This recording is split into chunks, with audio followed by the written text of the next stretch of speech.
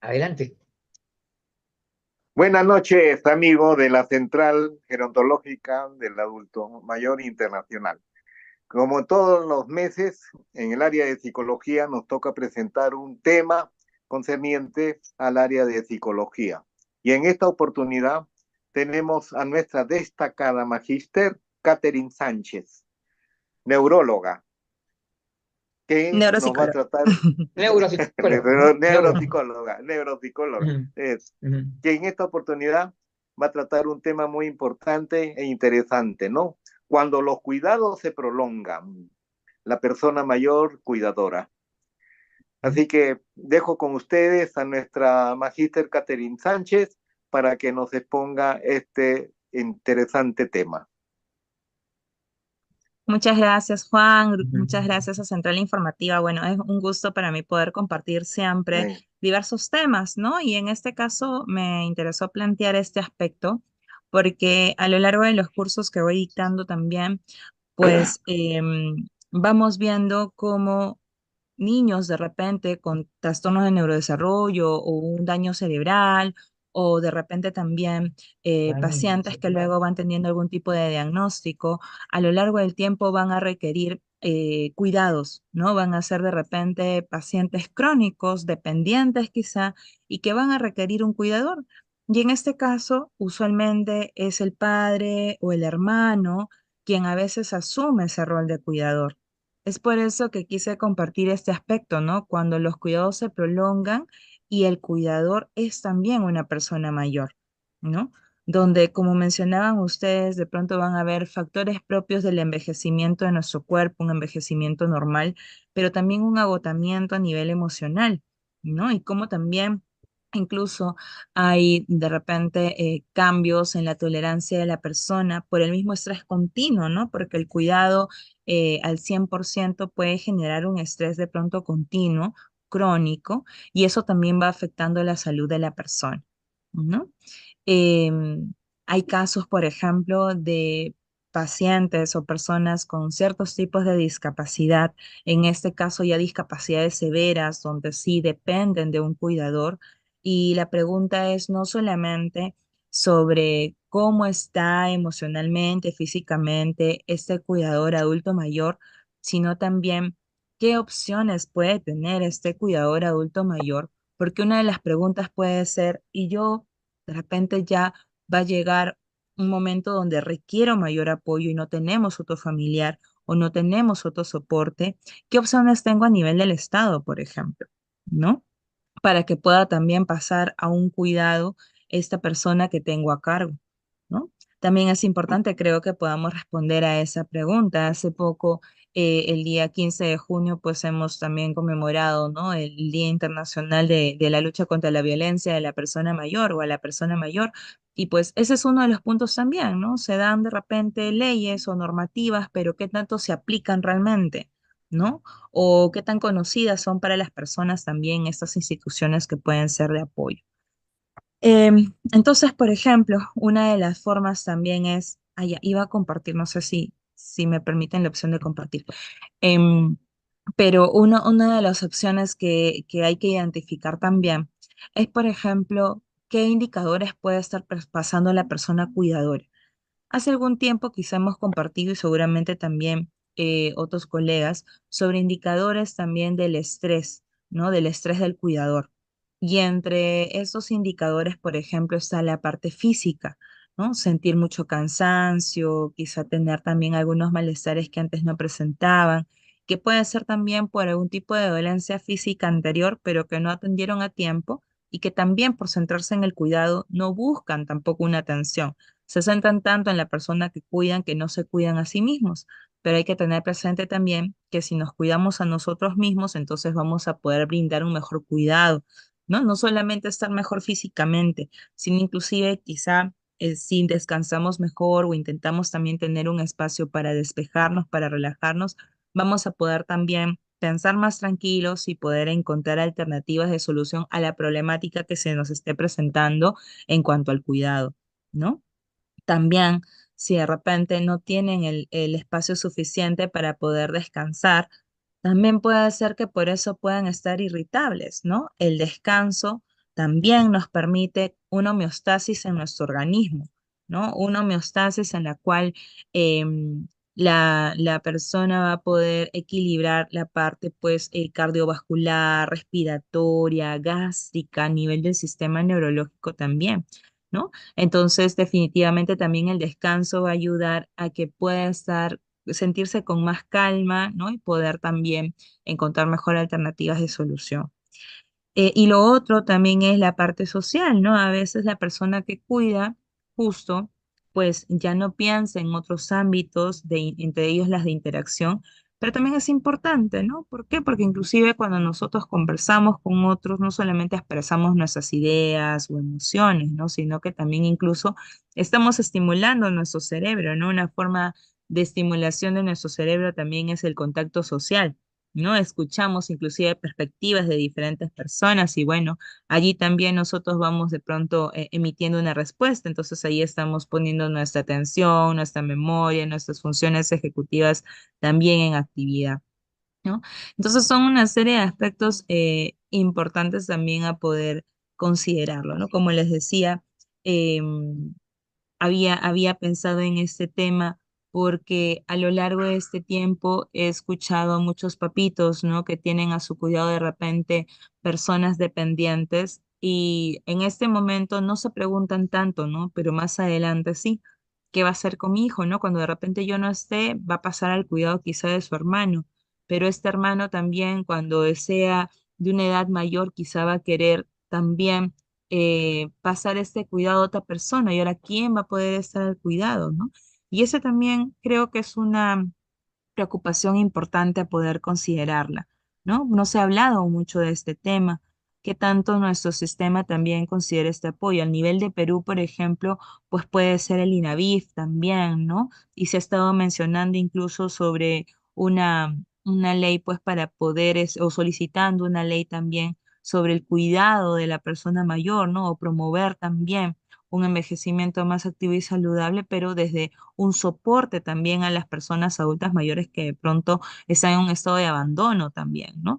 Entonces, en ese aspecto, por ejemplo, ¿cuánto se está considerando a personas con cierto tipo de discapacidad, que quizás su familia en este momento sí está asumiendo el cuidado, pero va a haber un momento donde va a ser difícil, ¿no? Entonces, em, planteaba este tema para que se genere también un conversatorio, como me decía Juan, ¿no? Sobre las experiencias de repente que se han tenido o en otros países también, cómo se han ido manejando, ¿no? Al respecto.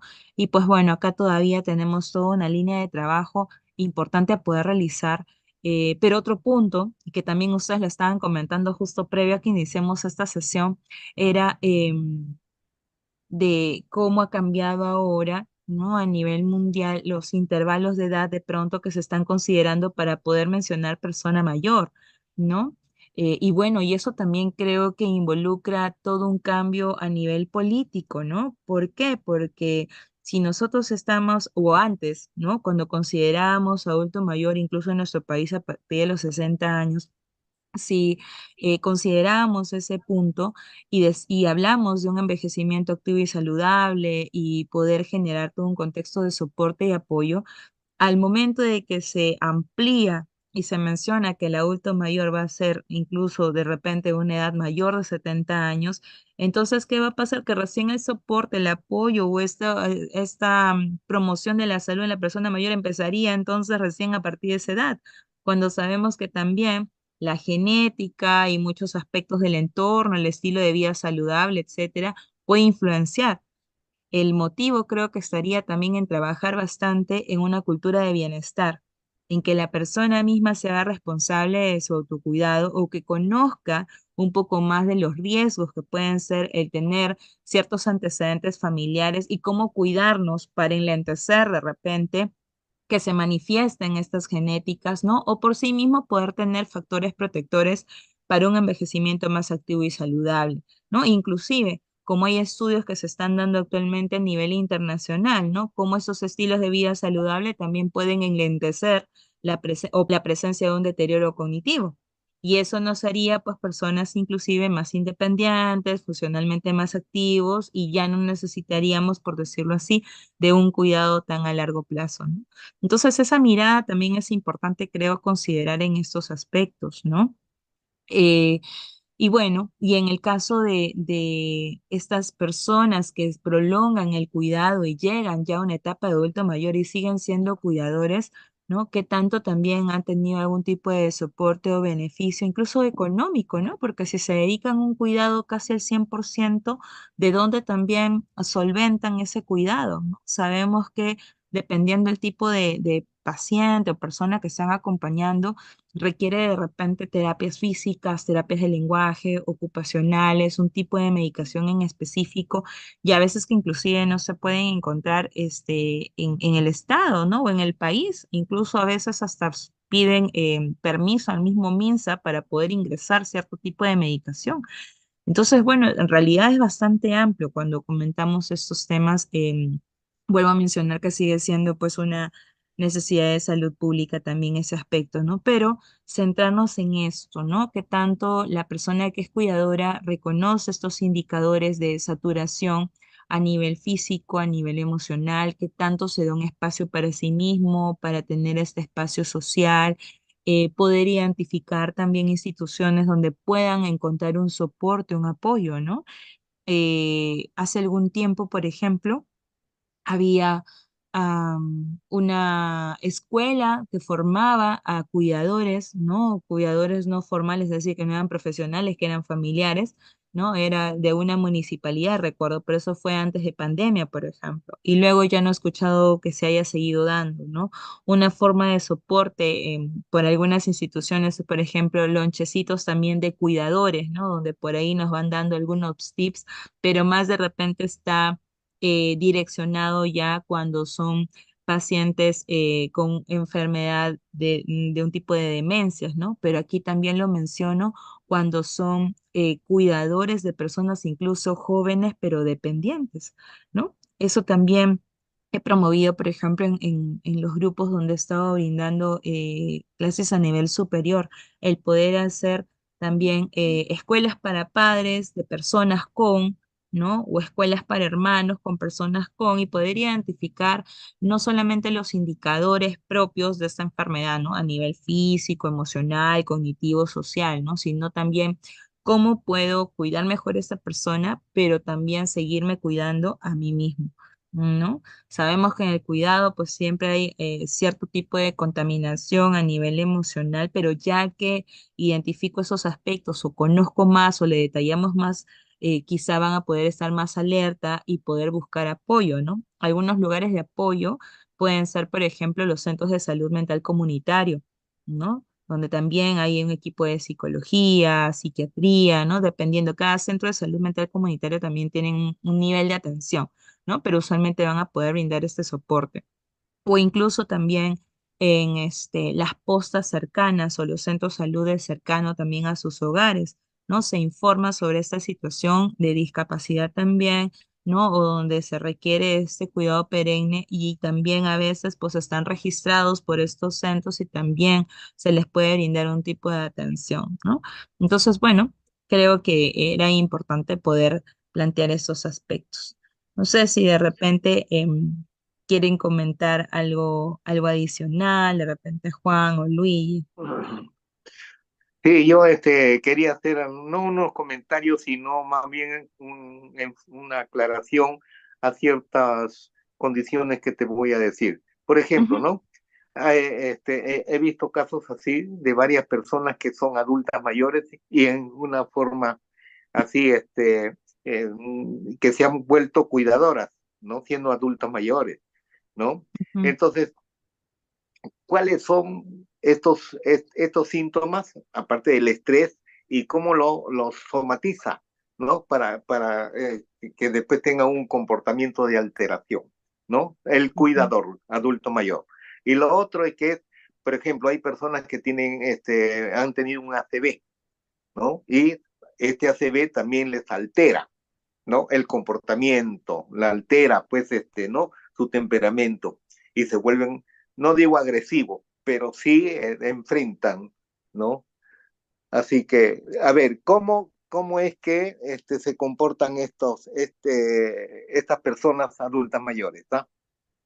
A En ver. realidad, Juan, lo que mencionas es importante, ¿no? Sí. Porque pueden ser personas que tienen problemas cardiovasculares o problemas endocrinos en general, ¿no? Y que también hay un perfil neuropsicológico de estos pacientes, ¿no? Usualmente en la persona, tanto con hipertensión como diabetes, pero como menciono, en general puede ser personas con enfermedades cardiovasculares y endocrinas que puedan mostrarse de dos formas, ¿no? O más susceptibles o en algunos casos también más exaltados, más irritables, ¿no? Entonces, si justo esta persona cuidadora, como dice Juan, tiene estos antecedentes de salud, además puede ser de que tenga quizá conductas así en el cuidado, ¿no? Porque es propio ya de su perfil. Entonces, si se le carga con mucha atención, con mucho estrés, puede ser que hayan estos picos, ¿no? Entonces, por eso justo mencionaba cuán importante es que también estén capacitadas estas personas en reconocer, para que también no hayan autoculpas, ¿no? Porque a veces está esta autoculpabilidad de que, ay, lo he tratado mal, entonces ya no soy un buen cuidador, pero ha sido porque también de repente es la única persona que cuida, no tiene otra persona con la cual se pueda ayudar en este cuidado, entonces por eso es que también hay este momento de crisis, ¿no? Porque no ha podido despejarse, no puede descansar, 24/7 está concentrado en el cuidado. Entonces, esos aspectos son importantes, así como también hay parejas, ¿no? De pacientes con Alzheimer, por ejemplo, o con deterioro cognitivo, no necesariamente tiene que ser un tipo de demencia que ya esté avanzada, pero que a veces me dicen, ¿no? Ay, le tengo que repetir 5000 veces las cosas, ¿no? Porque me dice, ¿a qué hora era la cita? A las 5 de la tarde, ¿no? Miren el pizarrín, lo he anotado. De nuevo a los 5 minutos. ¿Y a qué hora era? ¿No? Y ya a veces me desespera, ¿no? Así me dicen los pacientes a veces ya me desespera y les digo, ay, es a las 5 por favor, ya, yo te voy a avisar. Cuando nos tengamos que ir, tú ya estás cambiado, ya estás listo, ya, yo te voy a avisar, ¿no? Entonces, ¿pero por qué? Porque esta persona, una característica de esta persona es que quizá siempre ha sido intolerante, entonces con mayor razón no va a tener paciencia, o dos, el desconocimiento. Algunas personas creen que están actuando así sus familiares porque quieren llamar la atención, ¿no? O no hacen un esfuerzo por poderse recordar.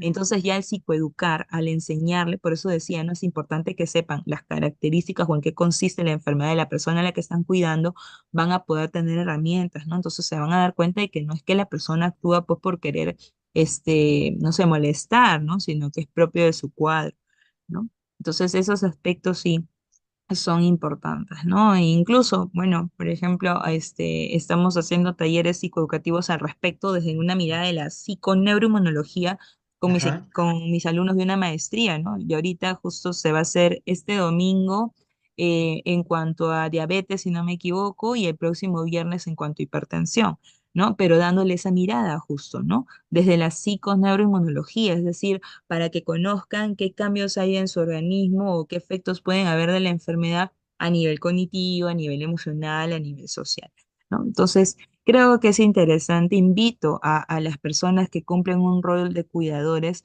que investiguen ello, ¿no? La persona a la que cuido o acompaño, qué enfermedad tiene, qué diagnóstico tiene, busco sobre un perfil neuropsicológico al respecto, o pregunto al médico, al especialista que está siguiendo el caso también de mi familiar para yo poder comprender mejor y poder saber también cómo acompañar, ¿no?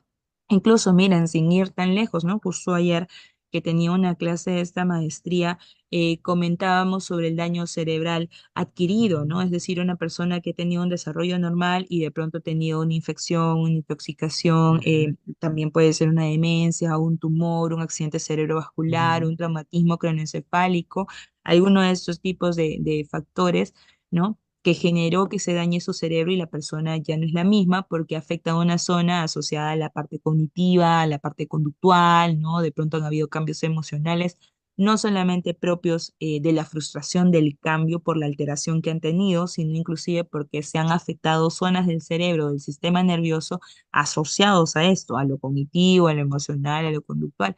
Entonces, hablábamos al respecto, ya había alguien que trabajaba en neurorehabilitación también y mencionaba, ¿no? Que inclusive físicamente cuando son afectaciones neurológicas, se puede tener hasta 18 años para la recuperación en rehabilitación, pero cuando son a nivel periférico puede ser incluso hasta 12, ¿no? Me pareció interesante conocer este aspecto.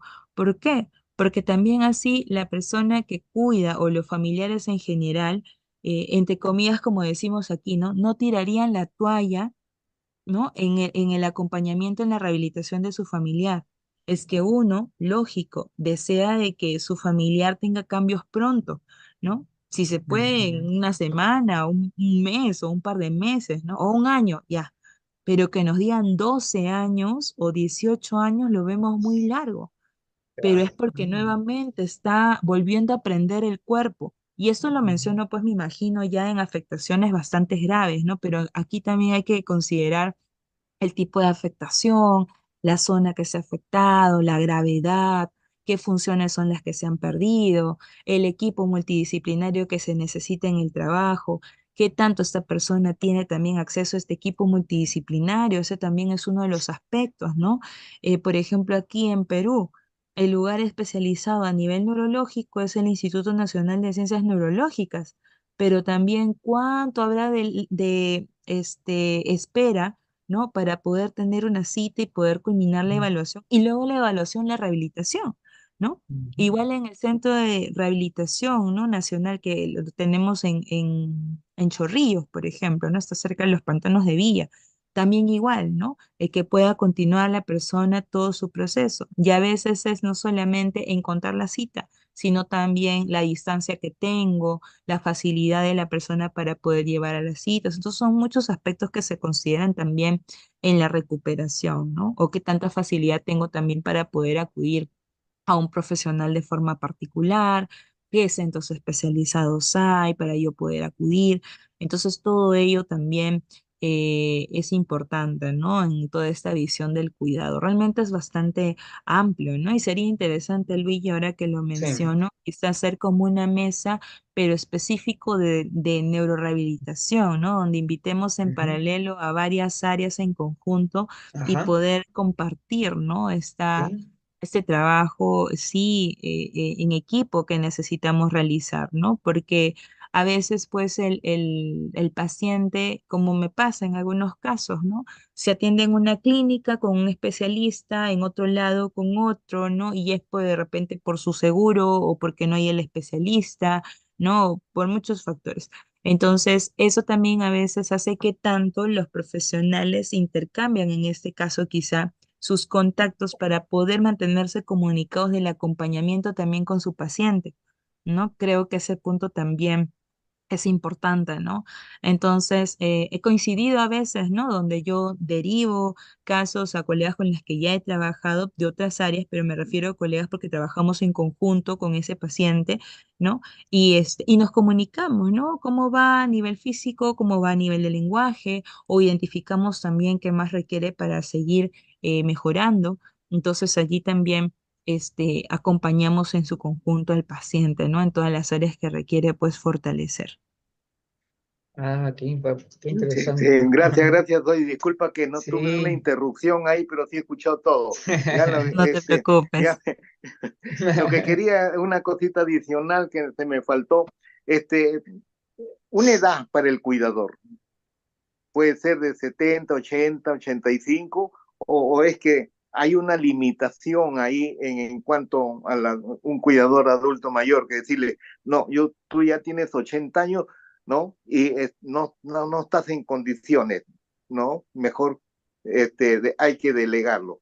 Depende, Habrán ¿no? casos imposibles porque no hay otra persona, ¿no? Pero hay Exacto. una limitación en cuanto a la edad, considerando incluso que están bien de salud, no digo que estén Ujú, deteriorados, ¿no? Claro. ujú. ¿Qué No, recomendaciones hay? no habría una limitación en ese caso, ¿no? Como mencionas tú, Claro. si es que hay un envejecimiento normal, ¿no? No habría una limitación, pero sí cuidar Claro. los indicadores del estrés, ¿no? Porque Mm, justamente si este estrés es crónico, por eso decía, ¿no? Cuando se ujú. prolonga el cuidado y usualmente ser un cuidador, Claro. si es una persona realmente dependiente, entonces usualmente siempre va a haber algo Tanto que va a estrés. estar en tensión, mucho estrés, y un estrés crónico que hace baja nuestro sistema inmunológico.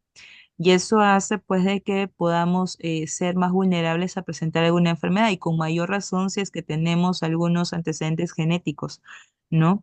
Entonces, en ese aspecto sí, cuidar cuando ya quizá sabe que está saturado, está perdiendo la paciencia, se está autoculpando, ¿no? Algo no pudo hacer bien, no lo reconoció, y es porque de repente ya se está complicando más el estado de salud de su familiar.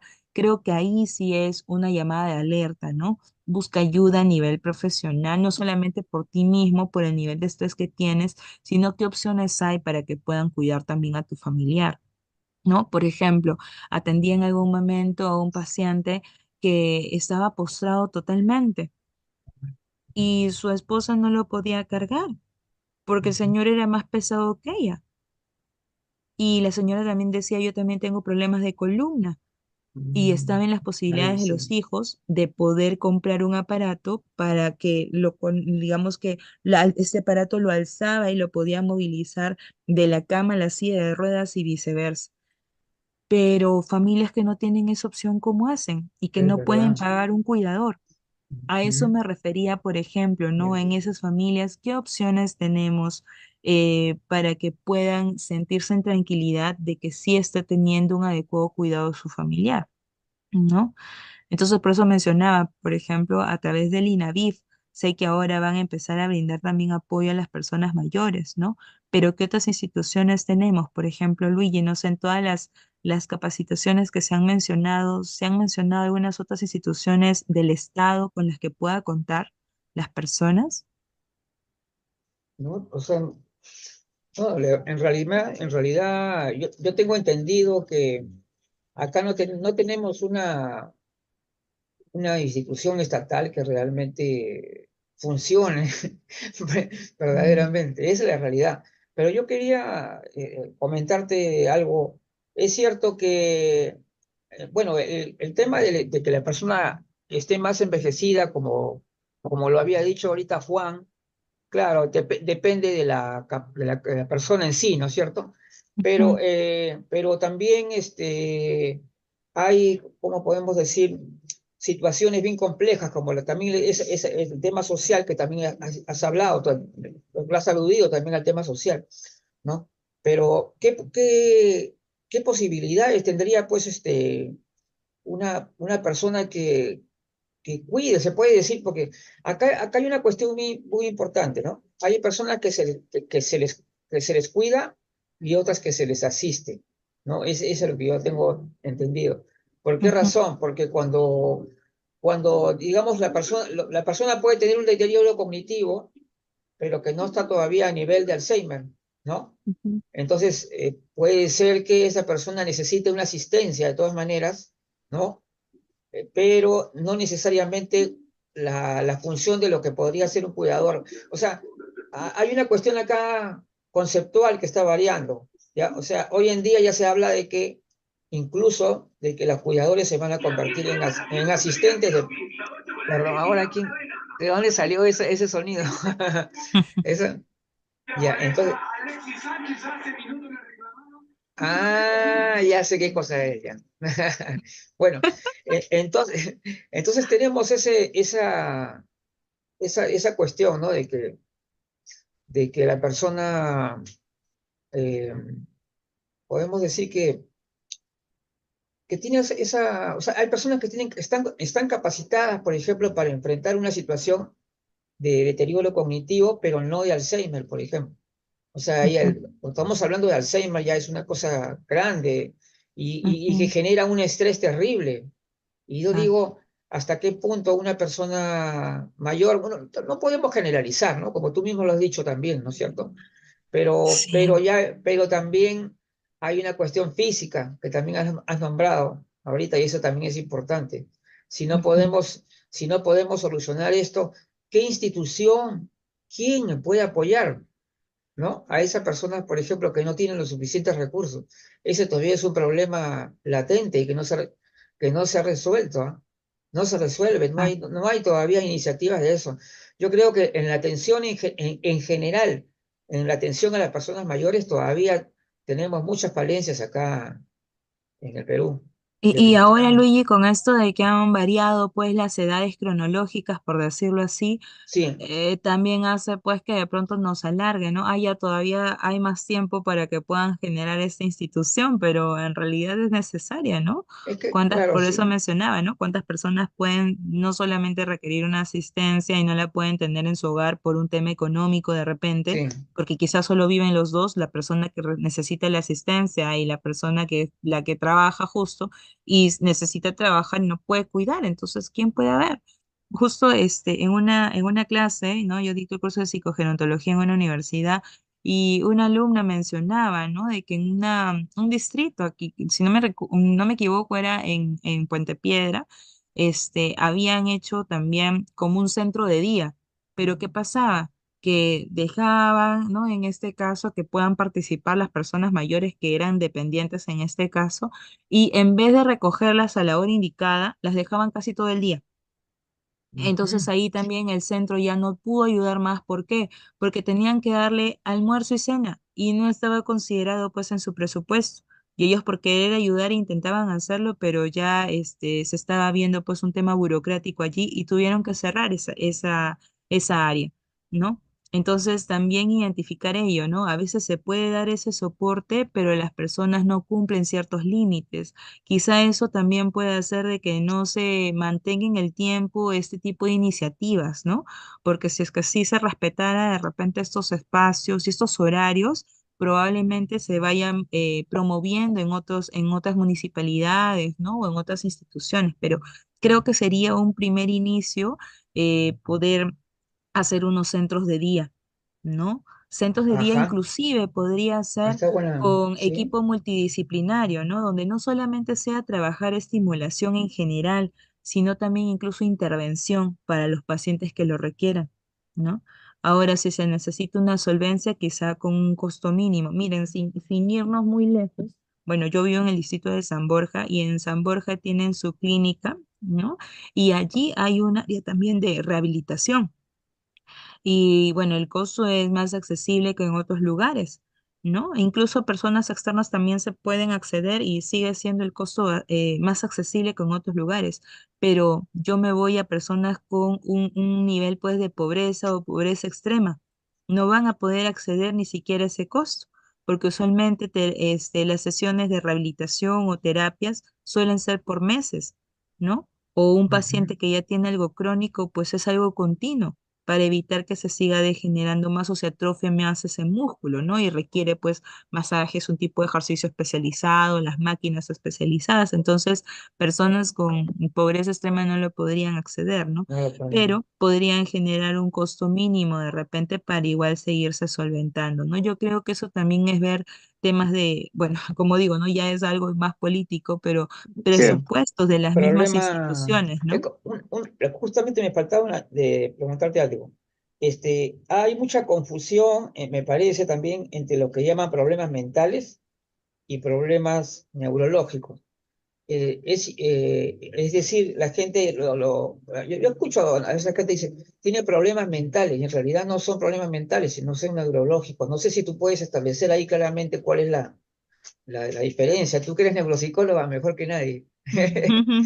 Para que aclares Bueno. eso, porque esa tendencia de las personas a decir problemas mentales, cuando en realidad lo que tienen es estrés, están alterados y por tanto puede haber efectos, ¿no? Claro, Pero los problemas mentales más lo están asociando de repente a trastornos emocionales, ¿no? Como la claro. ansiedad, la depresión, ¿no? Y Ujú. también en algunos casos incluyen también trastornos de repente de personalidad.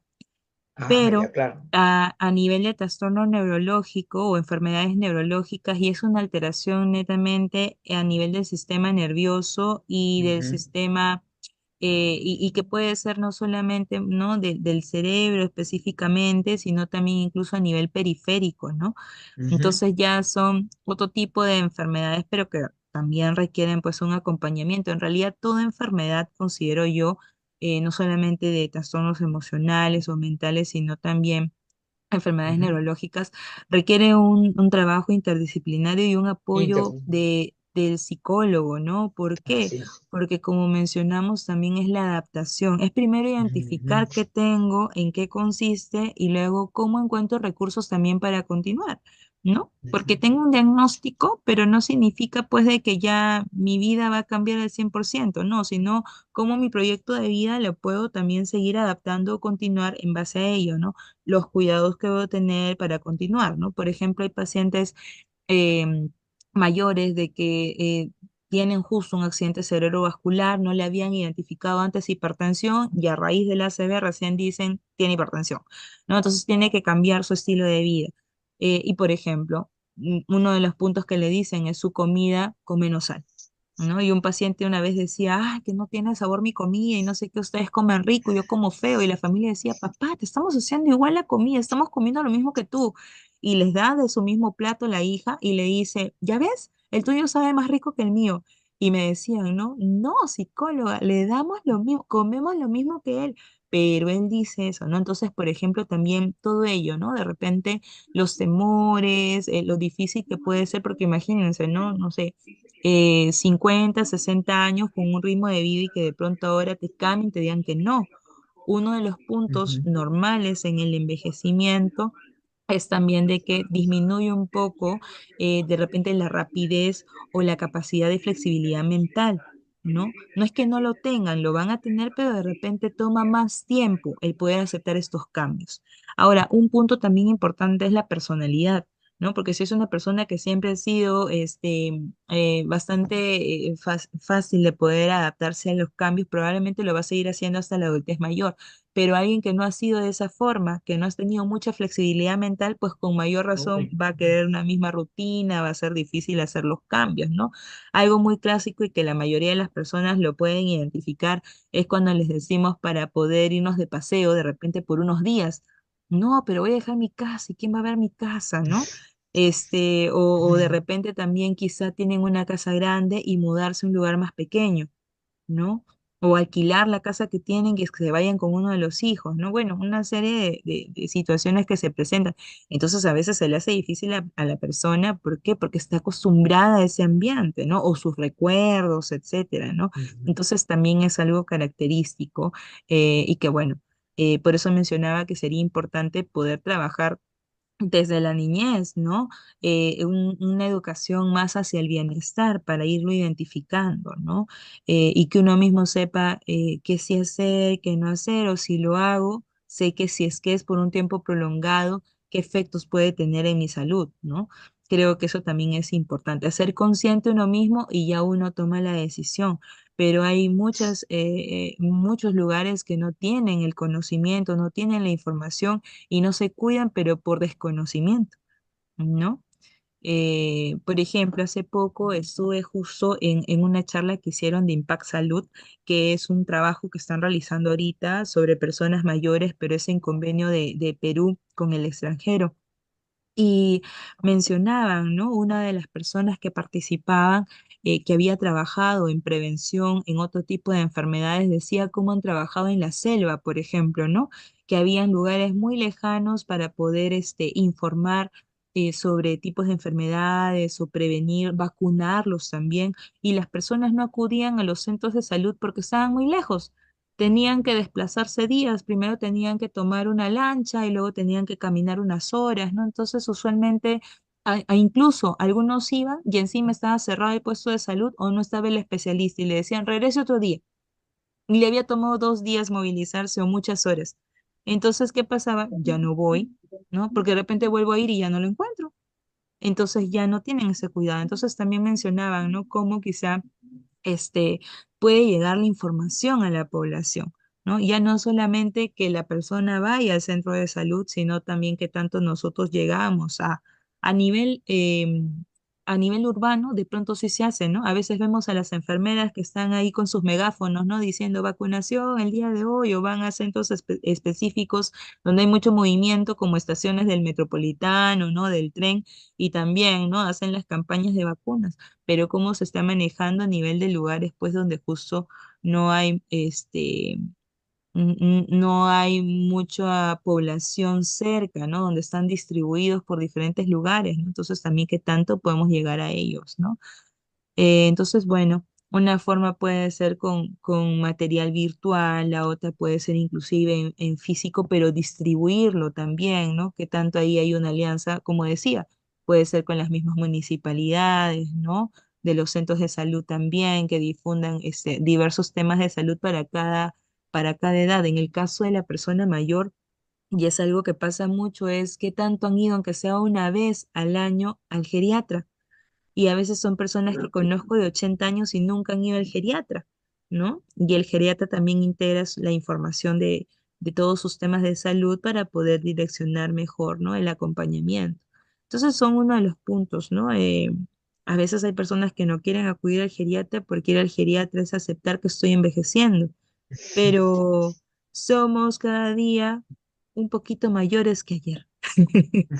Entonces, estamos avanzando, ¿no? Estamos avanzando en edad, vamos a ir teniendo cambios en nuestro organismo, pero también los cambios que vayamos teniendo va a depender de nuestro estilo de vida, de cómo Ujú. dormimos, cómo nos alimentamos, la actividad física, el nivel de estrés que tenemos o tensión, ¿no? Qué tanto también nos damos tiempo para nuestros hobbies, para darnos un tiempo libre, todo eso es necesario también, ¿no? Y como me decían algunas personas mayores que han llevado este tipo de capacitaciones también, han sido psicoeducadas sobre toda la importancia del estilo de vida para un envejecimiento más saludable, decían, qué interesante hubiera sido que sepa esto desde antes, ¿no? De repente, aunque sea a los 40, para poder saber cuidarme mejor, ¿no? O yo les preguntaba, a los 30, se preguntaban en algún momento, o en algún momento pasó por su cabeza, ¿cómo me quiero ver de persona mayor? Jamás me decían, ¿no? Nunca me hubiera imaginado. Bueno, y si de repente regresamos en el tiempo y cómo se ve ahora que ya son personas mayores, ¿no? ¿Cómo se ven ahora? ¿Qué dirían? ¿Se sienten bien? ¿Quieren mejorar algo? ¿Qué podrían hacer para mejorar eso? ¿No? Pero como estas personas ya están bastante avanzadas en realidad en este entrenamiento de una mejor alimentación, tienen terapia física por un curso terapeuta y también trabajaban la parte cognitiva y emocional conmigo, entonces ya tenían todas las herramientas, ¿no? Y en realidad ellos valoraban y valoran cómo están en este momento. Pero el cambio que han tenido utilizando todo este cambio nutricional, cognitivo y físico ha sido casi un par de años, ¿no? Y ha sido con monitoreo también de sus funciones básicas. Entonces también ver qué tanto le toma a una persona el poder crearse un hábito, ¿no? A veces se dice que ese hábito o ese cambio de hábito puede ser en un mes, ¿no? O 28 días.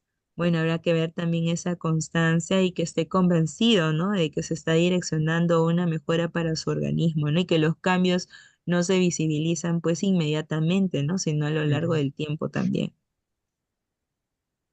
Muy bien. Un par de Oiga, Juan. cositas adicionales antes de terminar. Ujú. Este, que he visto un par de casos, ¿no? Pero solamente voy a comentar un par. Una señora ya que tenía su esposo llegó a tener Alzheimer y cada día se deterioraba más, ¿no? Ya después de unos años ya dejó casi de reconocerla, pero ella lo cuidaba muy bien, ¿ya? Lo atendía muy bien e incluso hasta lo bañaba, ¿no? Pero en eso que él no quería bañarse, hasta por agarrarle así para rechazar, ¿no? Le ponía los brazos pero morados, ¿no? De la presión que le hacía, ¿no? Entonces, Ujú. ella lo que decía, yo me hace esto, pero no siento ni, me duele, pero lo tolero porque yo a mi esposo lo amo. Entonces, mira hasta dónde va el efecto del amor, ¿no? Y el cuidado, ¿no? Y otra señora también, que te conocida, una de mis alumnas, su esposo también, ella lo tenía que cuidar. Y hasta lo peinaba, lo bañaba, le ponía hasta su terno y todo, ¿no? Mantenía bien simpático al señor, ¿no? Ya estaba con enfermedad terminal. Pero ella decía, yo lo amo. Fíjate hasta dónde va. Esto me hace también hacerte una pregunta, ¿no? ¿Qué factores protectores hay para las personas cuidadoras adultas mayores para que se conserven mejor, ¿no? Y puedan aceptar con alguna forma, digamos, no farmacológica, sino más terapéutica, no farmacológica, que le pidan que ellas puedan asumirla y tolerar estos problemas pues, que tiene de cuidadoras, ¿no? Claro. Bueno, es que los había mencionado Juan, ¿no? Que son justo estos estilos de vida, su alimentación, la parte también de actividad física, seguir estimulando cognitivamente, la parte emocional, intentar disminuir un poquito el estrés y cómo lo hace, justo descansando mejor, igual teniendo algún hobby o algún tiempo libre, ¿no?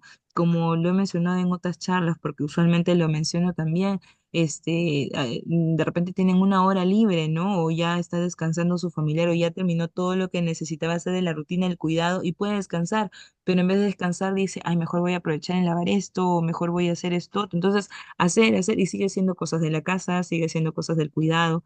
Si es que es algo de la casa que le relaja, bueno, es bienvenido, pero si es que está haciendo solo cosas que tiene pendiente y nada que le despeje, entonces ahí sigue dándose sobrecarga, ¿no? Eso también es importante, que puede identificar ello, ¿no? Entonces, esos son uno de los puntos. Y creo que lo otro también es seguir trabajando en sí mismo, no dejar de pensar en su proyecto de vida, porque si es que estamos hablando de repente del cuidado de un padre, ¿no? O también de un esposo, pero a veces hay esposos que se llevan más de 20 años, ¿no? Yo tengo pacientes que a veces tienen esa diferencia de edad.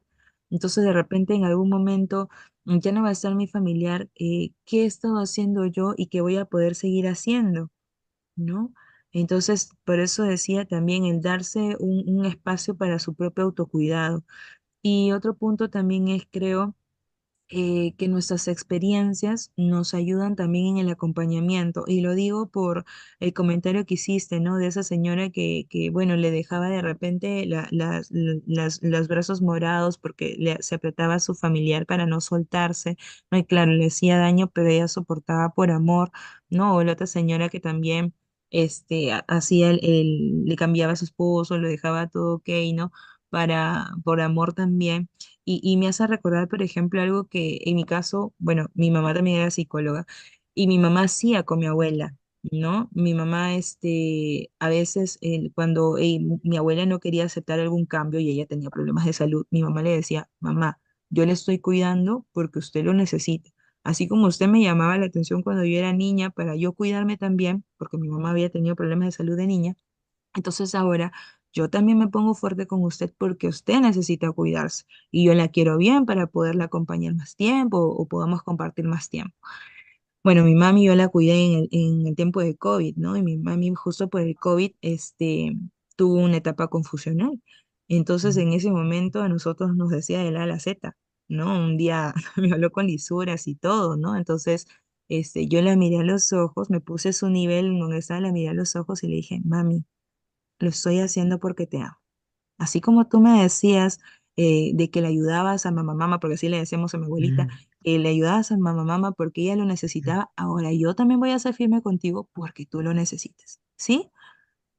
Entonces, quizá haberle dicho mamá mamá, se acordó de mi abuela, o mirarle a los ojos, hablarle pausada, con amor, entendió, ¿no? Seguía, yo sé, en su etapa confusional, pero permitió mejor el cuidado. Ya no fue tan pesada asistirla. Creo que ese también es uno de los puntos, ¿no? Pero por eso decía también, no solamente las experiencias, sino también el manejo de uno mismo, nuestra personalidad, ¿no?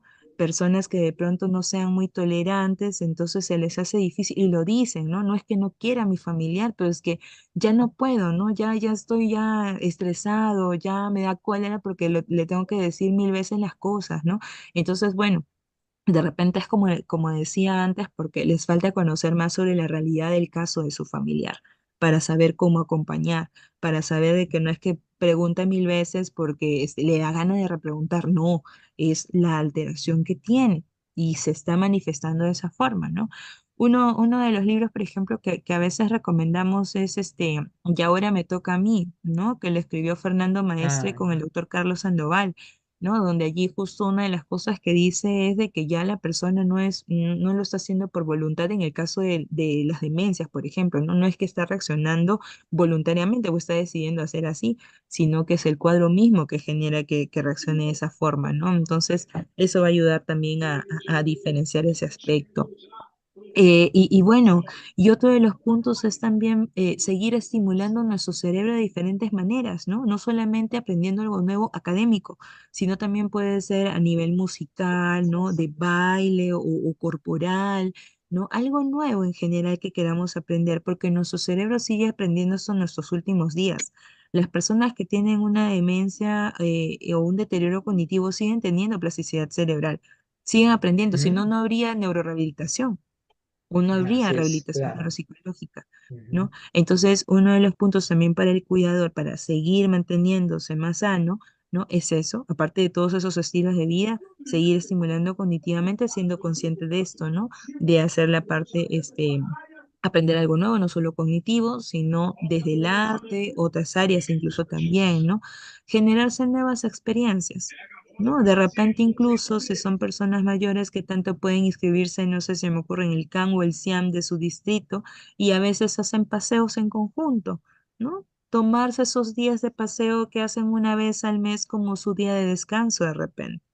¿No? O inscribirse de repente en alguno de los talleres. Yo, por ejemplo, hace un par de semanas, si no me equivoco, tres, fui al Parque de las Leyendas con mi hijita y justo vi a grupos de personas mayores, ¿no? Que estaban con sus pueblos de los distritos. Creo que había ido ese día Jesús María y el Callao. No, no sé si habría ido otros distritos más. Pero ya se hace también un grupo de soporte. Incluso ahora hablando de soporte, ¿no? A veces incluso este grupo de soporte no necesariamente solo es la familia o las amistades que tenemos a lo largo del tiempo, ¿no? Sino a veces hasta el grupo de soporte pueden ser los mismos vecinos, ¿no? Que conocen la situación o la realidad de esa familia, ¿no? O buscar también apoyo, porque hablando por ejemplo, esposos o familiares que son adultos mayores y requieren en algún momento un soporte y no tienen otro familiar, puede ser requerir el apoyo de algún vecino, ¿no?